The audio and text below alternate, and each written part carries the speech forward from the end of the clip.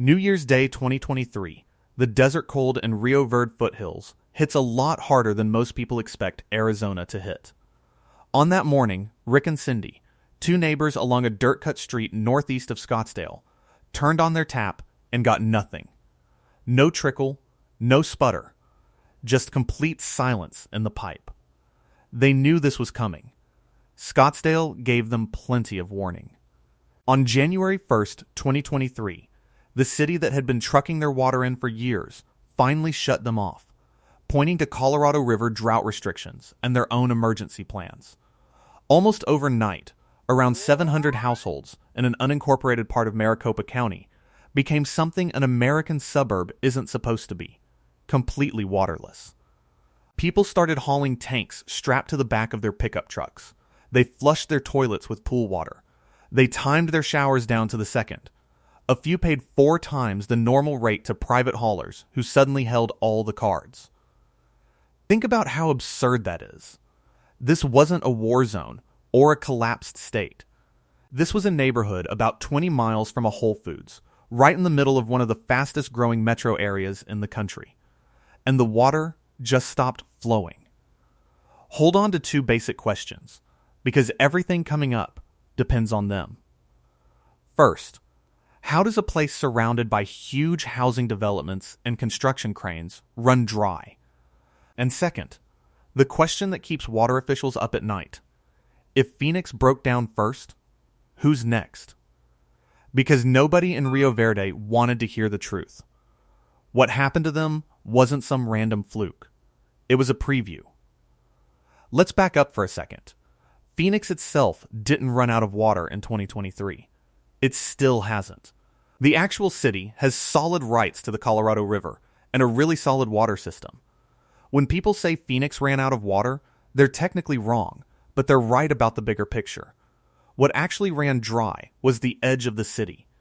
The outer developments built on a promise that was basically a lie. That promise has an official name in Arizona, the 100-year Assured Water Supply. For decades, the rule was simple. If you wanted to build homes around Phoenix, you had to prove you had enough water to last a full century. Sounds bulletproof, right? It wasn't. Developers passed the test over and over by pointing at groundwater, which is ancient water trapped in underground aquifers. It took tens of thousands of years to get down there, and it doesn't refill on human time. They were basically writing massive checks against a bank account that never gets new deposits. In 2023, the state finally audited the books. The Arizona Department of Water Resources did the math on the groundwater district covering the Phoenix metro area, and the numbers were brutal. Over the next 100 years, demand was going to beat available groundwater by nearly 5 million acre-feet. Let that sink in. 5 million acre-feet of water that developers had legally promised to future homeowners, sitting under land where the water simply doesn't exist. So on June 1st, 2023, Governor Katie Hobbs pulled the plug. She announced Arizona would stop giving out new water certificates for Phoenix area developments that relied purely on groundwater. Simply put, if your plan was to pump the aquifer forever, you couldn't build. That's a massive move in a state where the economy basically relies on endless growth. Phoenix doesn't sit still, it spreads out. It eats up the desert one subdivision at a time. And the governor just told a massive chunk of that engine to stop because the water supply under it was a ghost story. The guy stuck handling the mess is Tom Bushatsky, head of the water department. He's a career state official who spends his days buried in legal models so messy that even the lawyers can't agree on what they mean. He spent years trying to balance letting the state grow without letting it drain itself dry. He later called the decision an adaptation that allows steady growth while protecting groundwater. That's bureaucratic speak for trying to stop 2 speeding trucks from crashing into each other and calling the close call a win. Here's the thing most news stories totally missed, though. The governor didn't actually stop the growth, because she couldn't. The demand for housing in Phoenix is too huge. What actually happened was much weirder. The water crisis didn't get fixed. It just got moved somewhere else. I'll tell you where it went in a second, and it involves draining a quiet rural area most people have never heard of and pumping that water miles into the suburbs. Keep that in mind, because it shows that Phoenix's big fix is really just shifting the problem down the road. For the people living in Rio Verde foothills, the legal details didn't change reality. They were the ones carrying buckets. They became the poster children for national news stories about water shortages, a community that bought into the desert dream only to find out it didn't come with working plumbing. They got caught in a legal hole, too far out to belong to a city water system, but completely dependent on a neighboring city that didn't owe them a drop. That hole is the real story here. It's not just an Arizona thing, it's an American thing. Once you see what actually happened in Phoenix, that a wealthy, booming city built itself on water that wasn't there, and only stopped when the math forced their hand, you start seeing the exact same cracks under other major cities. Places that get 60 inches of rain a year. Cities sitting right next to huge lakes. Cities that promised huge companies unlimited water just to get them to build there. Phoenix was just the first place where the math caught up with the hype. So where does it happen next?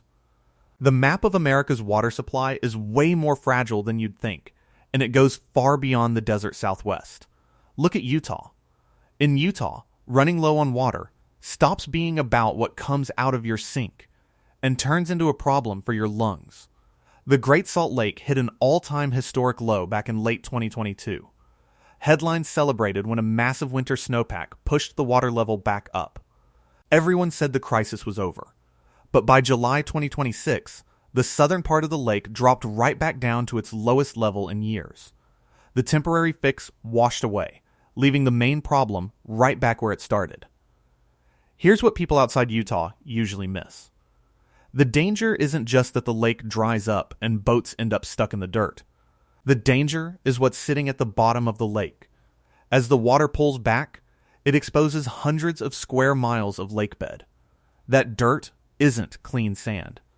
Decades of upstream mining dumped arsenic and heavy metals into it, and now it's sitting open in the dry air.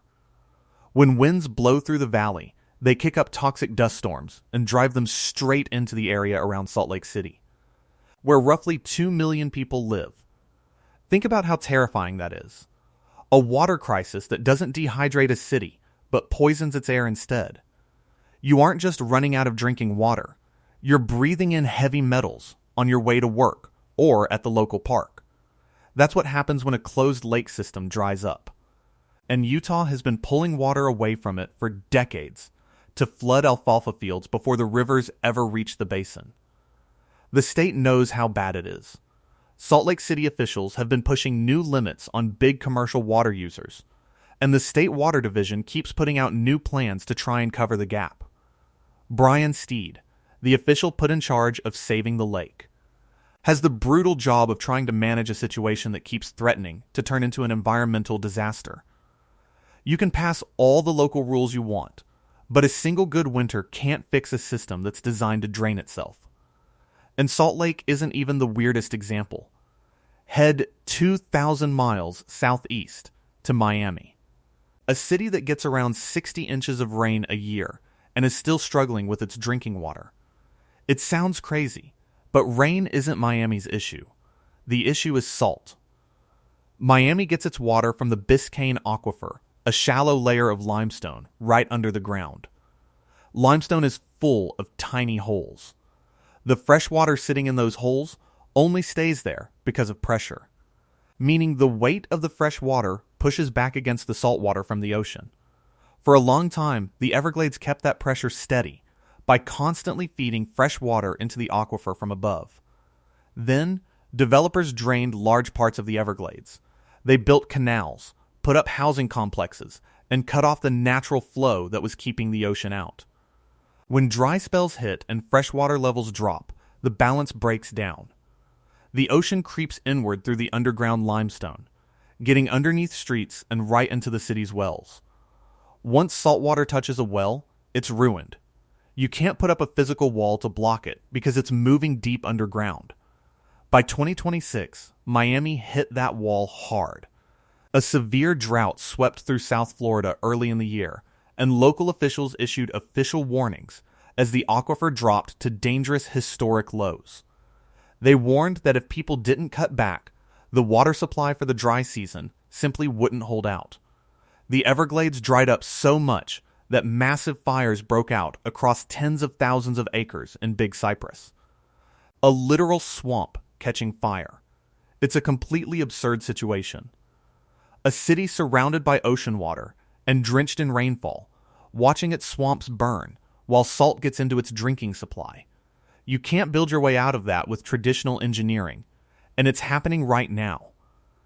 Then you have Texas, where the issue isn't poison dust or saltwater. It's a massive water debt. Corpus Christi is a clear example of this.